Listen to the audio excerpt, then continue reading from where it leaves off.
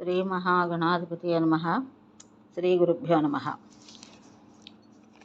ఈరోజు భారతంలో పాండురాజు మరణం మిగిలిన విషయాలు చెప్పుకోబోతున్నాం. ఆ రోజుల్లో ఒకనాడు అర్జునుడికి 14వ సంవత్సరం ప్రవేశించింది.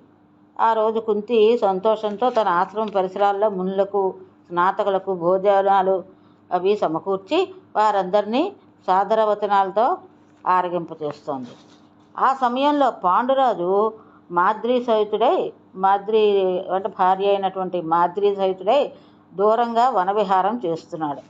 పూల వాసనతో అరణ్య పక్షుల కలస్వనాలతో నిండినటువంటి ఆ ప్రాంతం విహరిస్తున్న వేళ పాండురాజు మనస్సు కామమలినం అయింది.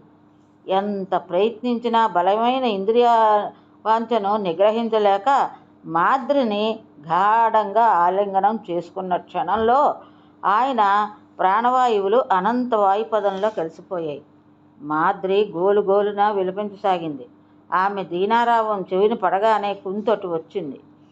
ఆ పదధ్వని వింటూనే, అక్క, పిల్లల్ని తీసుకురాకు, నువ్వు ఒంటరిగా ఇట్రా అంది. అర్థమైంది పరిస్థితి కుంతీదేవికి. ఏకాకిగా వచ్చి చూసి కన్నీరు కాడుస్తూ, చెల్లి, ఎంత తెలివి తక్కువ పని చేసావు, ఇప్పుడు ఇంక చింతించి లాభం లేదు, నువ్వు అదృష్టవంతురాలివే, ఆఖరి గడియల్లో ఆయన అనురాగానికి నోచుకున్నావు అంటూ భర్త పాదాల మీద పడి ఎంతోసేపు ఏడ్చింది కుంతి. అప్పటికి అక్కడికి చేరిన మునులందరూ వారిని ఓదార్చి విలవిల్లాడేటువంటి పాండురాజు నందనులను దగ్గరకు తీసుకుని ఉత్తర క్రియలకు ప్రయత్నిస్తూ ఉండగా కుంతి సహగమనం సంకల్పించి వెల్లడించగా మాద్రి అంది, అక్క, నా వల్ల ఆయనకు ప్రాణాలు కోల్పోయారు కనుక నేనే సహగమనం చేస్తాను. పిల్లల పోషణ భారం నువ్వు పెరిగినంతగా నాకు తెలియదు, అంచేత వారి రక్షణ భారం అంతా కూడా నువ్వే వహించు అని అంది మాద్రి కుంతితో. భర్తహీన జీవించడం న్యాయమా అని కుంతి రోధించగా మునులు, అమ్మాయి, బ్రహ్మచర్య నియమంతో భోగాల అలసత్వం విడిచి ఉప్పు కారం తినకుండా ఆదర్శం చేస్తూ భర్తనే స్మరించుకుంటూ వ్రతం అనుసరించితే పిల్లల రక్షణ భారం వహించగలవు. ఇప్పుడు నిన్ను పిల్లలను హస్తినాపురం పంపుతాం. ధృతరాష్ట్రుడు లాభబుద్ధి అయినా అటు కుంతి భోజాది చక్రవర్తులు ఇటు మద్రాధిపతి స్మరించి వీరిని జాగ్రత్తగా చూస్తారు అని ఒప్పించారు. పిల్లల్ని జాగ్రత్తగా చూస్తారు, మీకేం భయం లేదు అని హస్తినాపురం తీసుకెళ్ళిపోతాం అని చెప్పారనమాట కుంతికి. పాండురాజుకి చితి పేర్పించి యథావిధిగా దహన సంస్కారానికి ఉపక్రమించారు. అగ్నిజాలలు ఆకాశానికి లేస్తున్న వేళ మాద్రి ఆ చితి మీద పడిపోయింది. ఉభయులు భౌతిక దేహాలు పంచభూతాల్లో లీనమైపోయాయి. అనంతరం కుంతిని పాండవుల్ని వెంటబెట్టుకుని హస్తినాపురం చేరి మునులు పాండురాజు అస్థికలు కూడా ధృతరాష్ట్రునికి అప్పగించి నిష్క్రమించారు.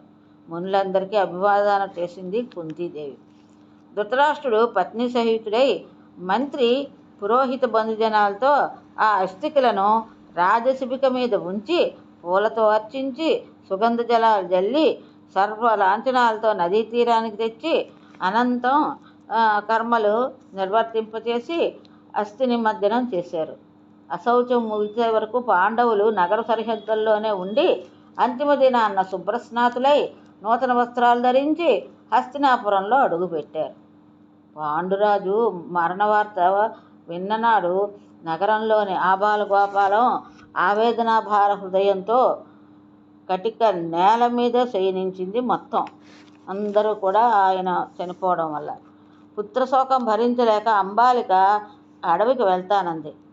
అప్పటికక్కడ చేరినటువంటి వ్యాసుల వారు తల్లిని చేరి, అమ్మా, నువ్వింక ఈ నగరం విడిచి అడవికి వెళ్ళి తపోదీక్షతో ముక్తి మార్గం అనుసరించు అనగా సత్యవతి కూడా అంబాలికతో బయలుదేరనుండగా అంబిక తాను కూడా వచ్చి అత్తగారి సేవలో జీవితం గడుపుతానంది. అంటే అంబిక, అంబాలిక, సత్యవతీదేవి ఈ ముగ్గురు కూడా అరణ్యానికి వెళ్ళిపోయారనమాట, అక్కడ జీవనం గడుపుతామని.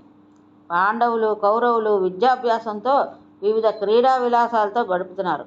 ఆటపాటల్లో ఎప్పుడు భీమసేనుడు కౌరవులను అపహాస్యం చేస్తూ హింసించేవాడు భీయుడు.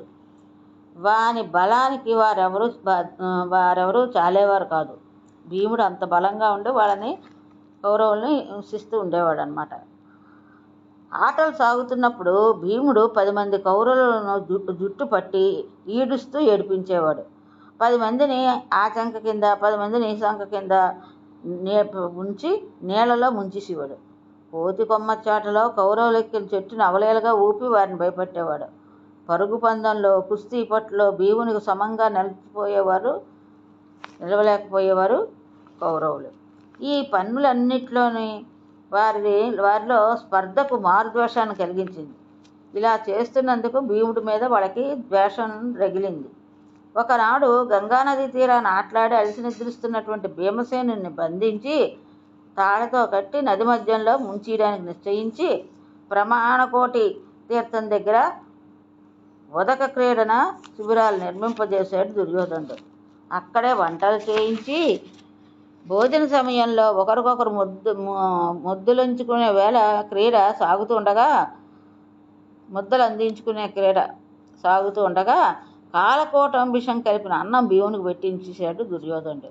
భీముడు నిస్సంకోచంగా ఆరగించాడు. అనంతరం క్రీడలు సాగాయి. అలిసి నిద్రిస్తున్న వాళ్ళందరూ అప్పటికి విషం బాగా ఎక్కి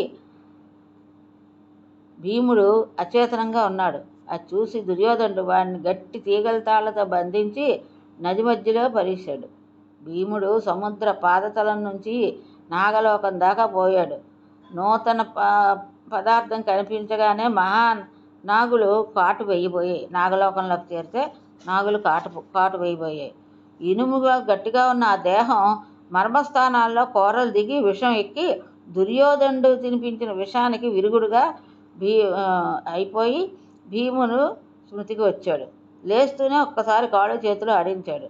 కట్టిన బంధాలన్నీ పటపటపట తెగిపోగానే నాగ సంహారం ఆరంభించాడు. అది భీముడు నీటిలో పడి ఉంటే కాలనాగులు ఆయన్ని మళ్ళీ కాటు వేసేసరికల్లా ఈ విషయానికి ఆ విషయానికి విరుగుడైపోయి అతను లేచి నాగుల్ని సంహరించడం ప్రారంభించాడు. నాగనాయకుడు వాసుకు భయపడి వృద్ధుడైన ఆరేకను పిలిచి ఆ మహాబలిష్ఠుడు ఎవరో చూడండి అని పరిశీలించగా, నాయనా, వీడు నా మనవడైన సూరసేను కుమార్తె కుంతి బిడ్డ అంటూనే ఆలింగనం చేసుకుని వానికి బలవర్ధక రసాలు తెప్పించి ఇచ్చాడు నాగనాయకుడు. గొక్కగా కడవగా 8 కడవలు ఆ బలవర్ధక రసాలను రసాపానం చేసి మృదువైన శయ్య మీద విశ్రాంతి తీసుకుంటున్నాడు. ఇక్కడ వివరాలు పూర్తి చేసి అందరూ స్వగృహాలకు వెళ్ళిపోయారు. విహారాలు పూర్తి చేసి భీముడు ముందుగా వెళ్ళి ఉంటాడని భావించిన ధర్మరాజు ఇంటి దగ్గర కుంతి ఒక్కటే కనిపించడంతో కన్నీరు మున్నీరయింది. విదురుణ్ణి సంప్రదించారు. విద్వాంసుడైన విదురుడు వ్యాసుని మాటలు స్మృతికి తెచ్చి పాండవులు అల్పాయుష్వాలు కారు కనుక వారు మరణించి ఉండరని చెప్పగా ఆవేదన నిండిన గుండెలతో ఎదురు చూస్తున్నారు భీముడి కోసం. 8 రోజులు ఏకపట్టు నిద్రించిన భీముడు 9వ రోజు నాగలోకం నుంచి బయలుదేరుతుండగా వాసుకి, నాయన, 1000 ఏనుగుల బలం వచ్చే రసాపానం చేసావు. ఇంకా నీకు శత్రువులెవరూ నీ మీద జయం పొందలేరు అని ఆశీర్వదించాడు. భీముడు తిరిగి జరిగిన విషయాలన్నీ చెప్పగా విదురుడు ఈ వార్త పైకి పొక్కనివ్వద్దన్నాడు. ఏమాత్రం బయటపడ్డా దుష్ట దుర్యోధనుడు పాండవులందరినీ చంపే ప్రయత్నం చేస్తాను అని చెప్పాడు. అనంతరం ఒకసారి దుర్యోధనుడు భీముని రథసారథి పీక పిసికి చంపినా పైకి పొక్కనివ్వలేదు పాండవులు. అలా గుట్టుగా ఆత్మరక్షణ చేసుకుంటూ కాలం గడుపుతున్నారు. దుర్యోధనుడు ఏం చేశాడంటే భీముడి యొక్క రథసారథి పీక పిసికి చంపేశాడు.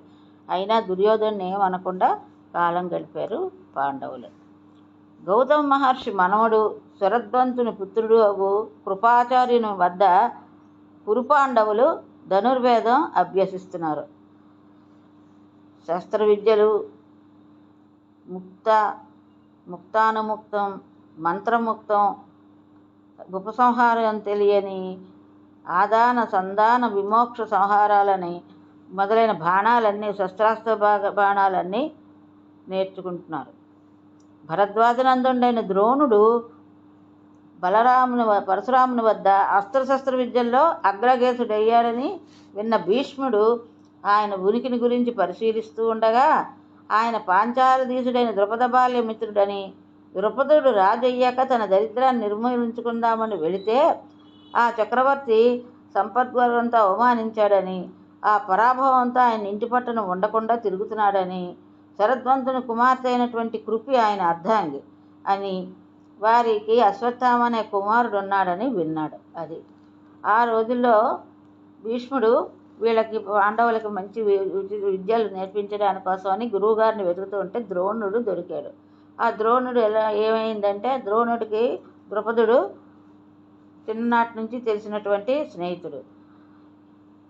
పెరిగి పెద్దయ్యాక ద్రోణుడు దరిద్ర పరిస్థితిలో ఉన్నారు, ద్రుపదుడు రాజు పరిస్థితిలో ఉన్నాడు. ద్రుపదుడి దగ్గరికి ద్రోణుడు వెళ్తే ద్రోణుడిని అవమానించాడు ద్రుపదుడు అన్నమాట. అందువల్ల అతనికి చాలా కోపంగా ద్రోణుడు ఉంటూ ఉండేవాడు. ద్రుపదుడు అంటేను. ద్రుపదుడికి భార్య అర్ధాంగి పేరు కృపి. అలాగే అతని కుమారుడు ద్రోణుడి కుమారుడు అశ్వత్థామ. ద్రోణుడి భార్య పేరు కృపి, ఆయన తాలూకా కుమారుడు అశ్వత్థామ అన్నాడనమాట. ఆ రోజుల్లో కురుపాండనందవులు కందుక క్రీడ సాగిస్తూ ఉండగా ఆ బంతి నూతిలో పడిపోయింది. దాన్ని పైకి తీసే దారి తోచక వాళ్ళు విచారించే సమయంలో ద్రోణుడు అక్కడికి చేరి చేతిలో ఉన్న దర్భలను ఒకదానొకట విడిచాడు. అందులో మొదటిది బంతికి గుచ్చుకుంది, మిగిలినవన్నీ ఒకదానికొకటి అంటుకున్నాయి. ఆ రాజపుత్రులు ఆశ్చర్యంతో ఆయన పాదాలకు నమస్కరించారు. తాతగారికి భీష్ముడికి తెలియజేశారు. భీష్మాచార్యులు ద్రోణుణ్ణి రావించాడు. ఆయన ఆకార విశేషాలు విని చూచాడు భీష్ముడు. తన తండ్రి శిష్యుడైన అగ్నివేశుని వద్ద వేద విద్యతో ధనుర్విద్యావాదం చేశానని చెప్పాడు ద్రోణుడు శంతనుడి దగ్గర అన్నమాట. భీష్ముడు సంతోషంతో ఆయన తన ఆస్థానంలో విద్యాగురు పీఠ అధిష్ఠించమని ప్రార్థించగా అంగీకరించాడు ద్రోణుడు. కురుపాండవులే కాక వృష్టి అందక వంశీయులతో కర్ణుడు కూడా ఆయన వద్ద విద్యాభ్యాసం చేస్తూ అర్జునుడితో స్పర్ధ వహించి దుర్యోధనతో మైత్రి సాగిస్తున్నాడు కర్ణుడు. నిద్రాహారాలు లక్ష్య పెట్టకుండా శస్త్రాస్త్ర విద్యలు విద్యాసాధన శ్రమించే అర్జునుడు ద్రోణుడి హృదయంలో ప్రముఖ స్థానాన్ని ఆక్రమించాడు. అర్జునుడు బాగా నిద్రాహారాలు మాని శస్త్రాస్త్ర విద్యలు చేస్తూ ఉంటే ద్రోణుడికి చాలా సంతోషం వేసి ఆ శిష్యగణంలో ప్రముఖ స్థానంగా శిష్యుడిగా నియమించాడు. చీకట్లో ఎప్పుడూ అర్జునుడికి భోజనం పెట్టవద్దని ద్రోణుడు ఆజ్ఞాపించాడు. ఒకనాడు భోజన సమయంలో పెనుగాలికి దీపం ఆరిపోతే అలవాటు ప్రకారం అర్జునుడు భోజనం మిగించి చీకట్లో కూడా విద్యాభ్యాసం ప్రయత్నం చేశాడు. నిద్రలో ఉన్న ద్రోణాచార్యుడు అర్జునుడు ధనుష్టాంకారం వినిపించి లేచి వెళ్ళి చూసి గాఢాలింగనం చేసుకుని అస్త్ర విద్యలో నీ అంతటి వాడు ఇంకెవరూ లేరు అని వెన్నుతట్టాడు. అది మొదలు వివిధ శస్త్రాస్త్ర విద్యలు అభ్యసనం చేస్తున్నాడు ప్రత్యేక శ్రద్ధతో అర్జునుడు. ఇక ఏకలవ్యుడు గురించి చెప్పుకుంటాం. ఆ రోజుల్లో హిరణ్యధన్వుడు అనే ఎరుకల రాజు కుమారుడు ఏకలవ్యుడు. ద్రోణాచార్యుని వద్ద విద్యాభ్యాసం రాగా ఆయన తిరస్కరించాడు.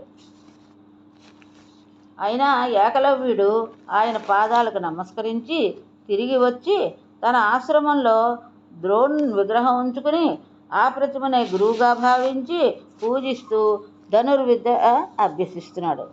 కురుపాండవులందరూ క్రూరమృగ సంహారానికి వేటకు వెళ్ళారు. కురుపాండవులు పరివారంతో వేట కుక్కలతో అరణ్యంలో క్రూరమృగాలని నేల కూలుస్తూ ముందుగా సాగుతూ ఉండగా ఒక వేట కుక్క ఏకలవ్యుడిని చూసి మెరిగింది.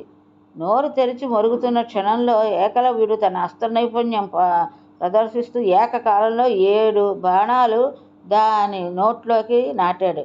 అది చూసి అర్జునుడు ఆశ్చర్యచకితుడై ఏకలవ్యుని సమీపించి వాని కులగోత్రాలు అడిగి తెలుసుకొని అతనిని కూడా ద్రోణుడు శిష్యుడే అని విని హస్తినాపురం వస్తూనే ఆ విషయాన్ని ఆచార్యుల వారితో ప్రశ్నించాడు. ఆచార్య ద్రోణులు అర్జునుతో అడవికి వచ్చి ఏకలవ్యుని ఆశ్రమంలో అడుగు పెట్టగానే ఆ ఏకలవ్యుడు పాదాభివందనం చేసి గురుదక్షిణగా ఏం కావాలన్నా ఇస్తాను అన్నాడు. వెంటనే కుడి చేతి బొటకన వేలు కోసి ఇమ్మన్నాడు ద్రోణుడు. క్షణం కూడా ఆలోచన చేయకుండా ఏకలవ్యుడు గురువుగారు కోరిన ప్రకారం దక్షిణ అర్పించాడు. ఆచార్యుడు అర్జునునికి చేసిన వాగ్దానం కోసం ఏకలవ్యుని బొటకన వేలు గ్రహించి తిరిగి వచ్చాడు. అర్జునుడికి అన్నీ నేర్పుతాను కాబట్టి అర్జున్ని దాటి ఎవరు రాకూడదని ఏకలవ్యుడు తాలూకా బొటకన వేలుని తీసుకుని తిరిగి వచ్చారు. తన శిష్యులందరూ విలువిద్యలో ఆరితేరిన వారిని గ్రహించిన ఆచార్యుడు ఒక చెట్టు చివరి కొమ్మన పిట్టబొమ్మను పెట్టి అందరూ దానిని చూసి ఆ పక్షి శిరస్సు పడగొట్టమని చెప్తూ ఉంటే, నాయన ఆ పిట్టని, నన్ను, నీ సోదరులను అందరినీ చూస్తున్నావా అని తల ఊపాడు ధర్మరాజు. దుర్యోధనాదులందరూ ఒక్కొక్కరే పిలిచి అదే ప్రశ్న వేస్తే చివరగా అర్జునుడు అదే ప్రశ్న వేయగా, ఆచార్య, పక్షి తప్ప నా కంటికి మరి ఏమీ కనపడటం లేదు అంటూనే బాణం సంధించి విడిచి పక్షి తల పడగొట్టాడు. మరొకసారి నదీ స్నానం చేస్తూ ఉంటే ఆచార్యులను ముసలి పట్టుకున్నదని తెలిసి క్షణంలో 5 బాణాలతో అర్జునుడు ముసలిని ముక్కలుగా ఖండించి ఆయన్ని కాపాడాడు. ఆయన బ్రహ్మశిరోనామాస్త్రం ప్రదర్శించాడు. విద్యా ప్రదర్శనం కర్ణుడు అనంతరం కొంతకాలానికి తన శిష్యులైన అస్త్ర విద్యా ప్రదర్శనానికి ఏర్పాట్లు చేయించమని ధృతరాష్ట్రునికి చెప్పాడు. కృప, ద్రోణులిద్దరూ మణిరత్న విభూషణాలు, చీనాంబరాలు బహూకరించి ప్రదర్శన సన్నాహాలు సాగించాడు మహారాజు.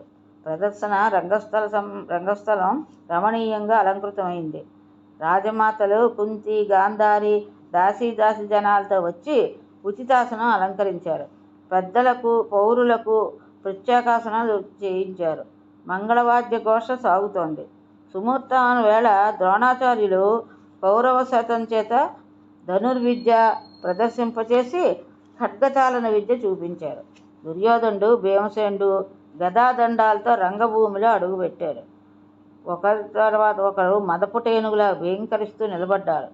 గదాయుద్ధ ప్రదర్శనం ఆరంభమైంది. ప్రేక్షకాగారం మహోత్సాహంతో కోలాహలంగా ఉంది. సముద్రంలో కల్లోలం జరిగినట్టుగా విజృంభించారు వాళ్ళిద్దరూను. ప్రదర్శనం క్రమంగా విద్వేషాన్ని ప్రజ్వలింపజేసింది. ఒకరినొకరు కడతేర్చుకునే దశకు చేరడం కనిపెట్టి ఆచార్య ద్రోణుడు అశ్వత్థామను పిలిచి ఆ ప్రదర్శన ఆపుచేయించి అర్జునుడిని రంగంలోకి పంపాడు. ధనుర్బాణారహితుడైనటువంటి అర్జునుడు రంగప్రవేశం చేస్తుండగా హర్షోల్లాసిత హృదయంతో సభ అభినందన పరంపరలు నిండింది. కుంతి కన్నుల ఆనందాశ్రువులు ఆ మాతృహృదయంలో ఉప్పొంగి క్షీరదారలుగా ఒప్పినవి. అంటే ఇద్దరు కూడా చాలా బాగా ఆడుతూ ఉంటున్నారు. తన పిల్లలు అందరూ కూడా అస్త్ర విద్యలో చేరారని కుంతికి చాలా సంతోషంతో ఉందన్నమాట. ప్రదర్శన ప్రారంభించి ఒక క్షణం సాంప్రాసుడిగా, మరొక్షణం అంగుష్టమాత్రుడిగా కనిపిస్తున్నారు. రథం మధ్యలో కనిపించిన నిమేష వ్యవధిలో భూమి మీద ఉంటున్నారు. గడికి ఒక క్షణం సాంప్రాసుడు పెద్దగా, మరొక క్షణం చిన్నవాడిగా కనిపిస్తున్నారు. రథం మధ్యలో నిమిష వ్యవధిలో భూమి మీద ఉంటున్నారు. ఆగ్నేయాస్త్రంలో అగ్నిని సృష్టించి, వారుణాస్త్రంతో చల్లార్చి, పర్జన్యాస్త్రంతో మేఘాలను సృష్టించి, వాయువ్యాస్త్రంతో చెల్లాచెదురు చేసి, అస్త్ర విద్యా ప్రదర్శన ముగించి గదా ఖడ్గ విద్యలో తన శక్తి చూపుతున్నాడు అర్జునుడు. రంగశాల బహిద్వారం నుండి మత్తేప గమనంతో వస్తున్న సాలప్రాంశువు ఉజ్వల సహజ కవచుడు, ఖడ్గస్తుడు, ధనుర్బాణధరుడు అయినటువంటి విశాల నేత్ర కాంతులతో తోటి పురుషుణ్ణి, సూర్య సమప్రభుని కర్ణుణ్ణి చూసి విస్తుపోయారు ప్రేక్షకులు. కర్ణుడు రంగమధ్యానికి వచ్చి అర్జునుడు ప్రదర్శించిన విద్యలన్నీ చూసి ప్రేక్షకుల వైపు తిరగగా దుర్యోధనుడు అపరిమితమైన ఆనందంతో కర్ణుడిని గాఢాలింగనం చేసుకుని తనతో సఖ్యంగా ఉంటూ ఈ రాజ్యభోగాలన్నీ అనుభవించమన్నాడు. అందుకు కర్ణుడు అంగీకరిస్తూ అర్జునుడితో ద్వంద్వయుద్ధం చెయ్యాలనే కోరిక వ్యక్తం చేశాడు. అర్జునుడు ద్వంద్వయుద్ధానికి సన్నిధుడయ్యాడు. కర్ణుడు ధనుర్భాగాన్ని పెట్టి వానికి ఎదురుగా నిలిచాడు. వారిద్దరూ నీ చూసినటువంటి కుంతీదేవి కన్నీరు మున్నీరుగా ఏడుస్తూ మూర్చపోయింది. ఎందువల్ల? ఇద్దరు తన కొడుకులే. కర్ణుడు తన కొడుకే, అర్జునుడు తన కొడుకే కాబట్టి. కృపాచార్యుడు రంగమధ్యంలో అడుగుపెట్టి ద్వంద్వయుద్ధ ధర్మానుసారంగా ఉభయులు కులగోత్రనామాలు చెప్పుకోవాలి. రాజనందులు నీచవంశులతో ద్వంద్వయుద్ధానికి దిగడం శాస్త్ర విరుద్ధం అనగా దుర్యోధనుడు లేచి అప్పుడు కృపాచార్యుడు రంగమధ్యంలో నిలబడి గోత్రాలు చెప్పుకోమన్నారు. కానీ కర్ణుడిది నీచగోత్రం అని కర్ణుడితో యుద్ధం చేయమని చెప్పగా అప్పుడు దుర్యోధనుడు ఇలా అన్నాడు, ఆచార్య, మీరు శాస్త్రవాక్యం చెప్పారు.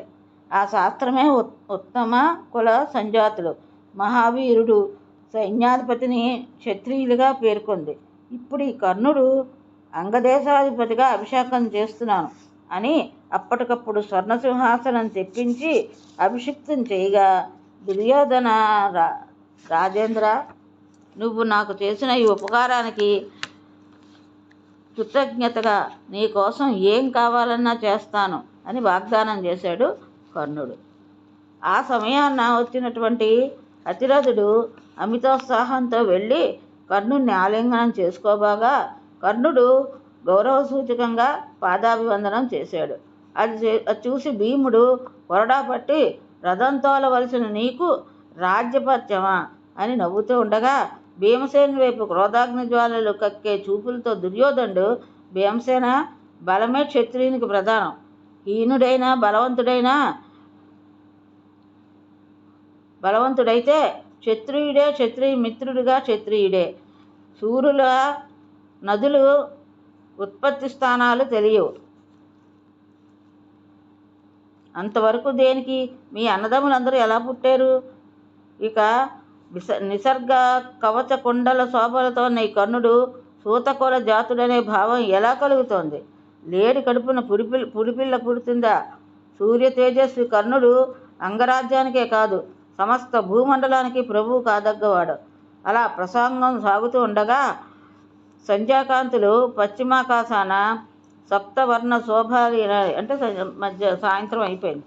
దుర్యోధనుడు కర్ణుని భుజం మీద చెయ్యి వేసి రంగమండపం విడిచిపెట్టాడు. భీష్మ ప్రముఖులందరూ నిష్క్రమించారు. తన కొడుకు అంగదాధీశుడు అవ్వడం కుంతి కన్నుల ఆనందాశ్రవాలతో నిండాయి. అర్జునుడు ఓడించగల మిత్రుడు దొరికిన సంతోషంలో దుర్యోధనుడు గుండెల మీద చేతులుంచుకుని నిద్రపోయాడు. ఇది ఈరోజు భారతం ఇంతటితో సమాప్తం. స్వస్తి.